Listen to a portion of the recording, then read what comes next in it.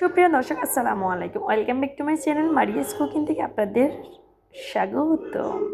চলে আসলাম বড় বড়ের মতো আবারও কোরাল মাছ ফ্রাই নিয়ে, সরি, গরিবের তেলাপিয়া ফ্রাই নিয়ে। এখানে আমি মশলাগুলোর জন্য আদা, রসুন, হলুদ, মরিচ, জিরা এবং লেবু সব কিছু একটু একটু দিয়ে মশলাটা এভাবে সুন্দর করে মেখে নেবেন। তারপরে মাছের গায়ে এভাবে এঁকে নেবেন।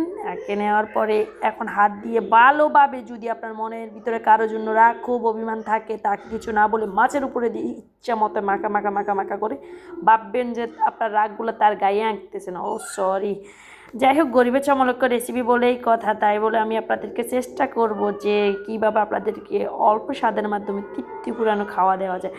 আর বড় লোকেরা কী করে জানেন, তারা কোরাল মাছের সাথে তারা দেয় ক্যাপসিকাম, টমেটো, আর আমি গরিব বলে গরিবের তেলাপিয়ার সাথে দিয়ে দিলাম আলু। আর এই রেসিপিটা কিন্তু কোনো অংশে কোনো দিক থেকে কম না। যাই হোক, যদি আপনাদের কাছে ভালো লাগে তাহলে অবশ্যই বাসায় একবার ট্রাই করবেন। বিশেষ করে আমি আপনাদেরকে কথা দিয়েছি, এই রেসিপিটা যদি আপনারা ট্রাই করেন, খেতে অনেক মজা পাবেন। আল্লাহ হাফেজ।